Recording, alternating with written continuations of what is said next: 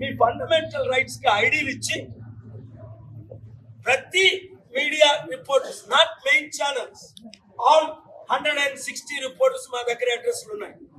మీకు మేనిఫెస్టో ప్రకారం ఉచిత 2 బెడ్రూమ్ హౌస్ నేను కడతా. ఇవన్నీ 33 పథకాలు చదవండి. ఇంకెవ్వరికి ఎవరు ఓటేయరు. ఈ రోజు ఎంపీ రవిచంద్ర గారు కాల్ చేశారు 1 అవర్ బ్యాక్. బాబు మోహన్ గారు వరంగల్లో పోటీ చేస్తున్నారు, వీడియో కాల్. మేము ప్రెస్ చూసాం. ప్రజాశాంతి పార్టీ తరఫున అలయన్స్ ఇస్తే చేస్తారా అని అఫీషియల్ గా నేను చెప్తానన్నాను ప్రెస్ లో. ఎస్, కేసీఆర్ గారు కానీ రేవంత్ రెడ్డి గారు కానీ ప్రజాశాంతి పార్టీకి అలయన్స్ ఇస్తే మార్చి 4ని చెప్పాను, మార్చి 7ని చెప్పాను, అనేక సార్లు చెప్పాను. బాబు మోహన్ గారిని వరంగల్ నుంచి గెలిపించడానికి ప్రజాశాంతి పార్టీతో ఇంకొక పార్టీ తరపున వారు పోటీ చేస్తే నేనే వెళ్ళి క్యాంపెయిన్ చేసి అపోజిట్ ని గెలిపిస్తానని కాంగ్రెస్ వాళ్ళకి వార్నింగ్ ఇచ్చారు. ఆయన ఇచ్చి డబ్బు ఇచ్చి కొనిస్తారంట. ఆయన అమ్ముడు పోరు.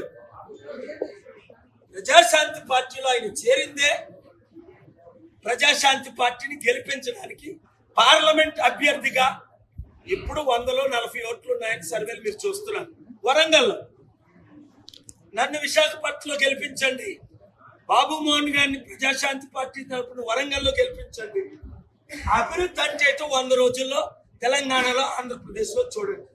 అలాగే ఇంకా last but least, I just would like to say this. Andhra Pradesh లో 175 ఎమ్మెల్యేలు, 25 ఎంపీలు ఉన్నాయి. బీజేపీలో టికెట్ అవసరం లేదన్న వారు మీరు ఉన్నారు. ఆంధ్రప్రదేశ్ లో బీజేపీ, కాంగ్రెస్ లేదు. మీరు బీజేపీ తరపున, కాంగ్రెస్ తరపున ఎందుకు పోటీ చేయడం? చిత్తశుద్ధి ఉంటే ప్రజాశాంతి పార్టీ తరపున పోటీ చేయడం. టీడీపీ, వైసీపీ టికెట్ రాలేదని గొడవ పెట్టుకుంటున్నారు. క్యాన్సిల్ చేసి ఎందుకు? మీరు 100 కోట్లు ఖర్చు పెట్టినా, మేము 95 లక్షలు ఖర్చు పెట్టినా ఎంపీగా గెలుస్తాం.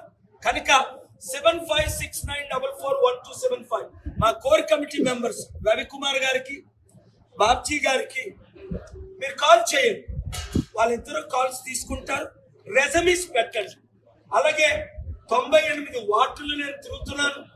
ఇప్పటికే 7 నియోజకవర్గాలు తిరిగేది మీకు తెలుసు.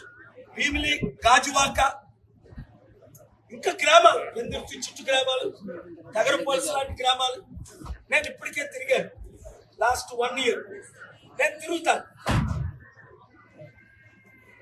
ఎస్కోట్ వెళ్ళాను, భీమిలి వెళ్ళాను, గాజువాక వెళ్ళాను, సౌత్, నార్త్, ఈస్ట్, వెస్ట్. మీకు అవినీతి పరుడైన భరత్ కావాలా? సర్వనాశనం చేసి విజయనగరం భూములన్నీ దోచుకున్న నా మిత్రులు బొత్స ఝాన్సీ, బొత్స సత్యనారాయణ కావాలా? ఇంకా మిగిలిన అన్ని దోచుకోవడానికి కొండలే, ఉసుకొండలే, కొండ లేకుండా చేశారు. లేదా 5 లక్షల కోట్లు దానం చేసిన కేఎఫ్ఆర్ కావాలి. Thank you very much. Media మిత్రులు, మీరేమైనా ప్రశ్నలు ఉంటే అడగొచ్చు. Again God bless you for supporting. ఎప్పటికీ ఇల్లీగల్ గా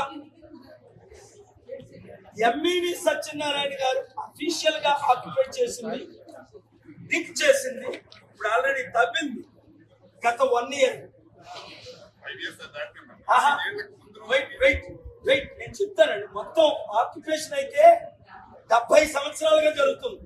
77 సంవత్సరాలుగా. I only speak with facts. ఇప్పుడు నేను వార్నింగ్ ఇచ్చి మీకు మీడియా సమక్షంలో ఏప్రిల్ 26 గత సంవత్సరం వార్నింగ్ ఇచ్చాను ఎంఈవి సత్యనారాయణ గారికి. ఇక్కడ ఉంటుండగా ఇదే హాల్లో మీరు ఆ భూములు విడిచిపెట్టండి.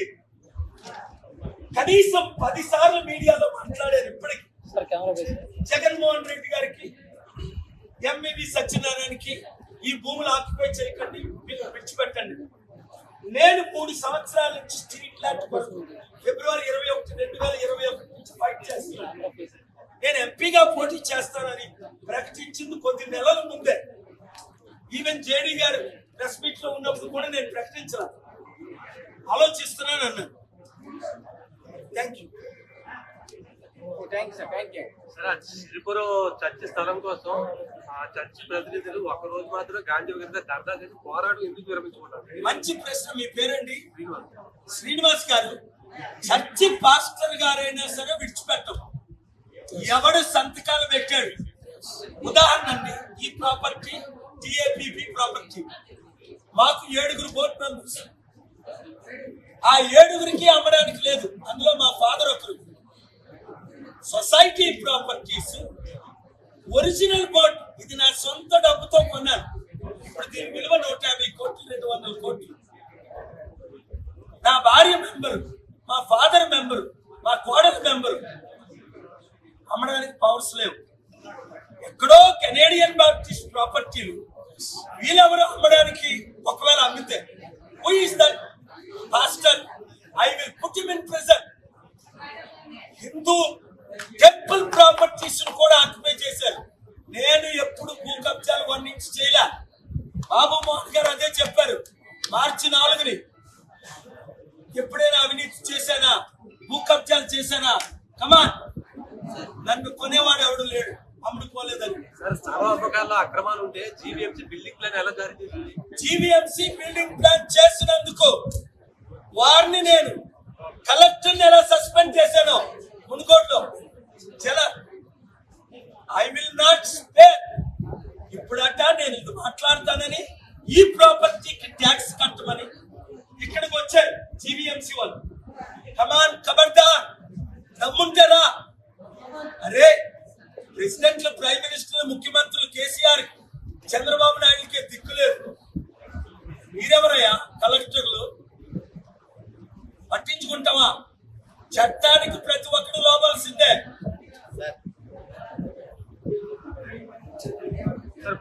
చట్ట ప్రకారం దీనికి ట్యాక్స్ ఉండదు.